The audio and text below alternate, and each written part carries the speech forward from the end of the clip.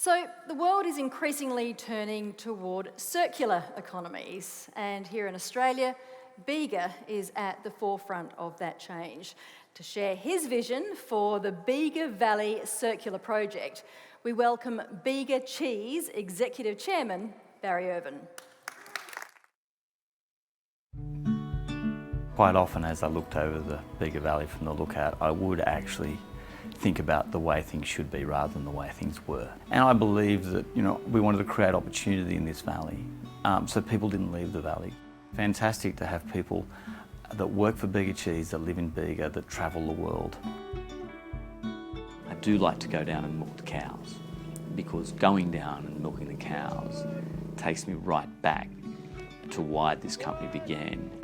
It reminds you of actually where your product starts from and the people that originally formed this company, what they were trying to achieve. And that really was to operate as a collective to do something special with their product. So my dream, I guess, for Bega was that it wouldn't duplicate so many other regional centres where the young people left to find opportunity elsewhere, where people struggled. So growing the company was so important to actually realising an ambition that was probably deeply personal. I wanted to make sure that if I had the chance, that we would grow this into something that actually changed this region, and indeed ultimately any region where we decided to operate.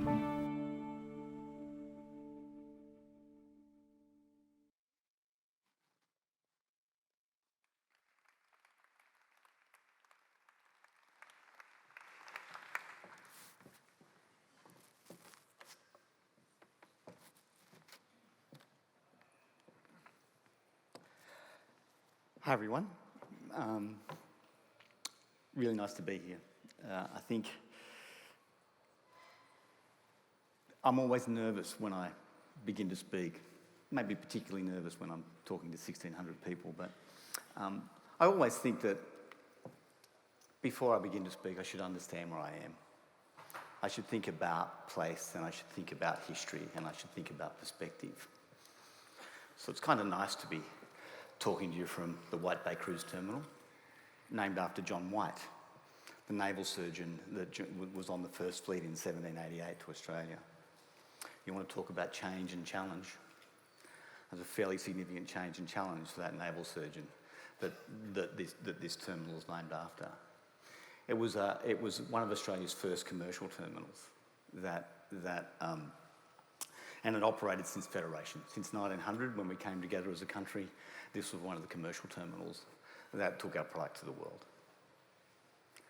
What's interesting is that in 1970, this was New South Wales' first container terminal. So what we think is just normal today, the transport of goods around the world and around the country in containers, the first container terminal in New South Wales was where we sit. Only 50 years ago. So when we think about change, when we think about what is challenging and strange to us today,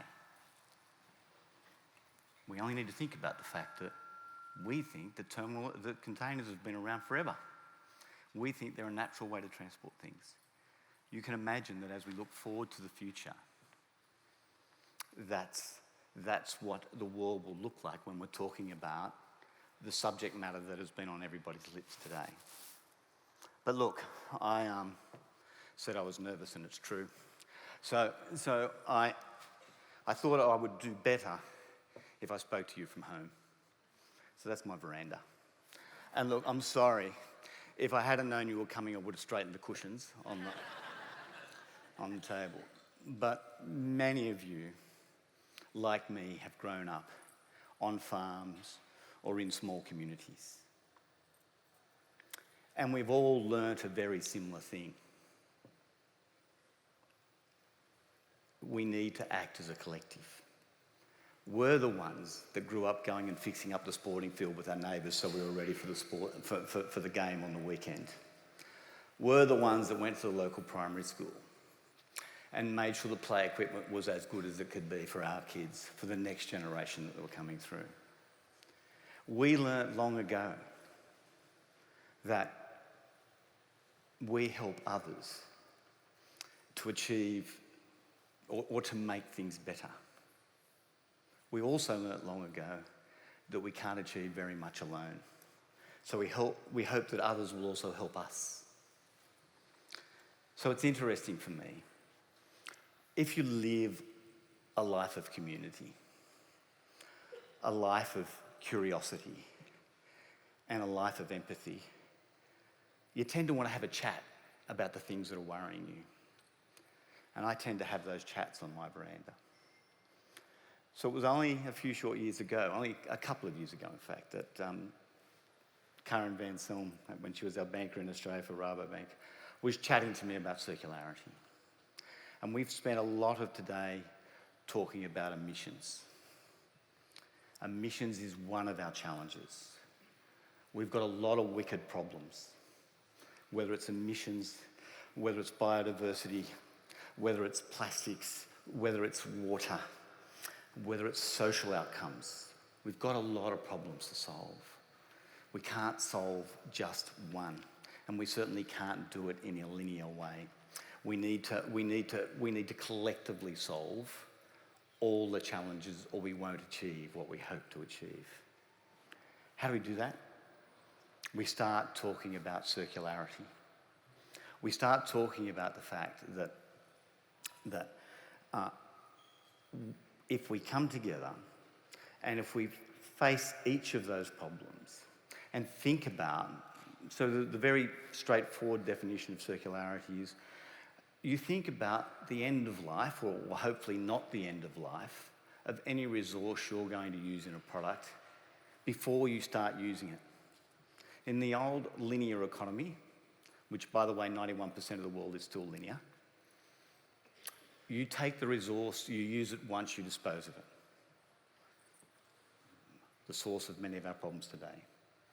The circular economy, you think about whether you need to use that resource. Is there an alternate resource that you can use? If there's not, how long can you keep that resource in the economy? And how long, and then how will you dispose of it at the end, or what will its final use be? KPMG did a report a couple of years ago that said circularity executed properly will deliver $200 billion to the Australian economy alone by 2047. So I got very interested in how we might do this. How do you actually execute circularity? How do you bring together the wisdom of the collective that we've heard today into one place and make one change? Go fast. So that's what Karen and I, and indeed Ben van Delden, were chatting about on my veranda. And it was decided that what we should do is do training and work at Bega Cheese site in Bega. The commentary to me was, you've got 20 manufacturing sites across the country. You're a company with $3 billion, in excess of $3 billion worth of revenue, and you've got some of Australia's most iconic brands. Let's do some proof of concepts at your home, and let's move on from your home to other regions. Sounded good to me. We trained our staff. They engaged so strongly. I was so excited by the number of projects they brought me that I thought I needed to reward them. So I did what you would expect me to do. I invited them to my place for a drink. And so we were all standing on that veranda, and I commented to the team, this is wonderful, but it won't make a difference. We have to change the entire Bega Valley into the most circular valley in the world. And we should believe that we can do it. We should have a grand vision. And the commentary from all on the table as well, we will have to consult. We will have to talk to the community about whether they want to get on board. So I agreed. Oh, my clicker might not be working.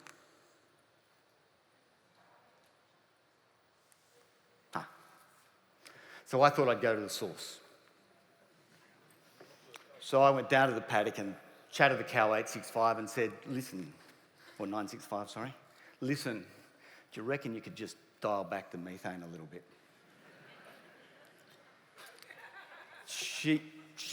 I'll leave it to you to interpret her answer. But I took her answer to be consult more widely. So we did. We literally went and chatted to every woman, man, and their dog in the Bega Valley.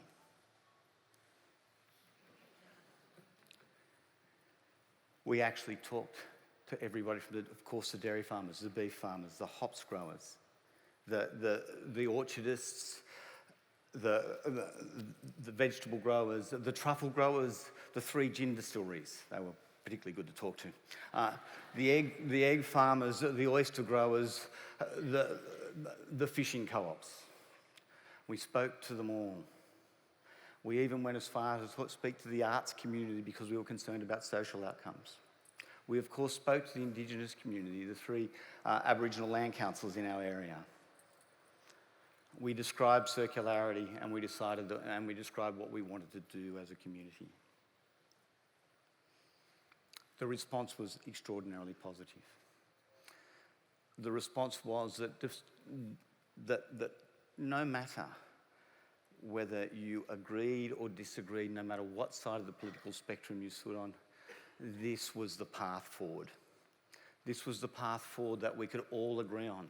We all agreed that as a collective, we were better to work together towards things that we could agree on and create pathways that were exciting and setting up the future for the many. So we actually, one of the key people in the arts community we talked to, and I'll be a little indulgent and tell this story. There is a concert hall in the back blocks of Bermagui that overlooks the coastline. I never knew it existed. I've grown up in Bega for 5 generations. It was built by a couple of Englishmen. Its acoustic value is ranked as amongst the highest in the world. Emerging artists from philharmonic orchestras around the world win scholarships to come and practice in that concert hall.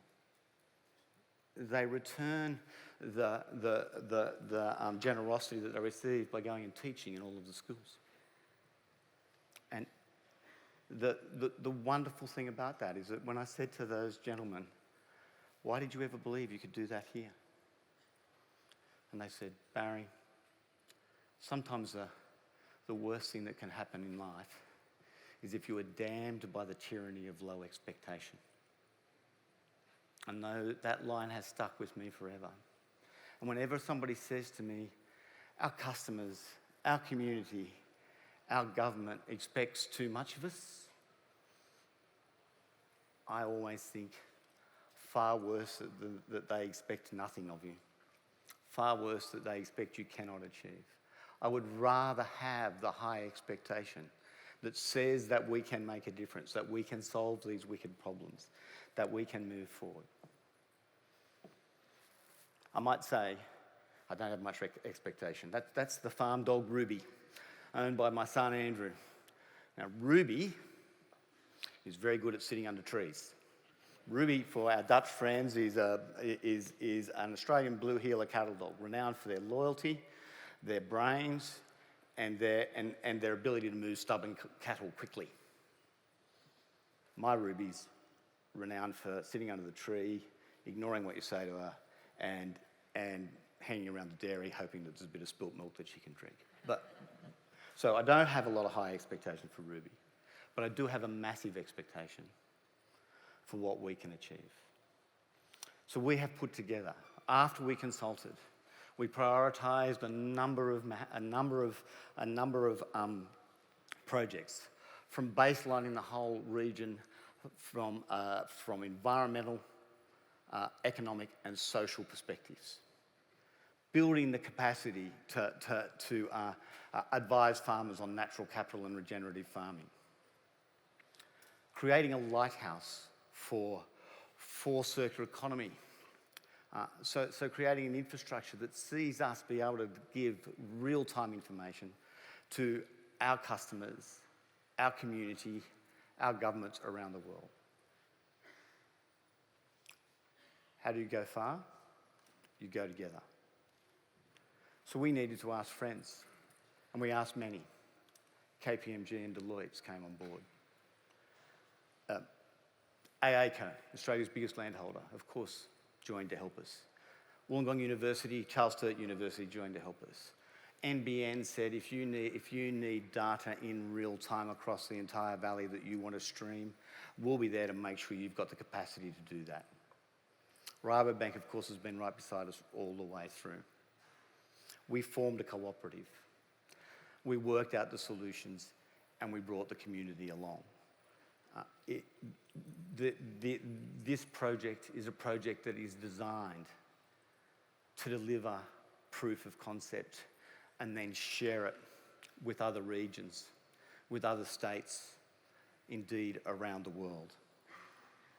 And we know why we do it. We do it because the next generation is already running towards us. The next generation is on the veranda, ready to race. We want to give them the engine. We want to give them the engine to make sure that they actually have high expectations of what we've achieved. And we have high expectations of what they will achieve in the future as they find their place and they stand somewhere and look back on history and say, do you remember when? And do you remember the path we went on? And just by the way, that's AB in the middle. That's my son Andrew runs the dairy farm. Doesn't work as hard as me, clearly, because he's got 6 children under 8. But that to one side, each one of them are different. I try, when they give them to me, for me to care for them, I try and count them and I try and give approximately the same number back as I received, like anybody who's got a banking background. But that's little AB in the middle. Every child's got a different personality. From the time AB was 3, AB got very concerned about any calf that was sick. So there's a very big fence around my son's home because he's got 6 children under 8. And they had to end up opening the gates on the fence because AB kept hurting himself, climbing the fence to go and make sure he could look after the babies that might be sick. So the next generation is already looking after the next generation. And we need to make sure we live up to what they might hope to achieve. So we're back on the veranda. Slightly different angle. You might have noticed I like to walk around when I talk. Helps me think. That's the road up to my place. Good spot, my place up on the hill. Looks over the valley. I can start to think about my impact. I can start to think about the valley's impact. I can start to think about how I bring people together, how we lead. And the important thing about leadership is that it should never be about 1 or 2 or 3 people. What we need to do is set up the structures so the many lead, the many change, and that is indeed what we've achieved. There's another good reason to be up on the hill. You can see whoever's coming up the road. And occasionally run in and lock the door. But let me say, friends, you're all welcome. You're all welcome. Come up my driveway. I'll be more than happy to sit on the veranda and have a chat to you about circularity. There'll be beer in the fridge. There'll be wine in the fridge. And I can guarantee you the water will be out of the tap and it will be beautiful. Because that's the valley that we look after. We look after our waterways. We make sure that our wetlands are protected. We make sure that we deliver that piece of sustainability as we look to build more pieces of sustainability. We have a lighthouse project. You do need to have vision. So you are the first to see this. But we are building the first outcome of our 2 years' worth of work and collaboration is Australia's National Circularity Centre. Thanks to the New South Wales Government, built in Bega.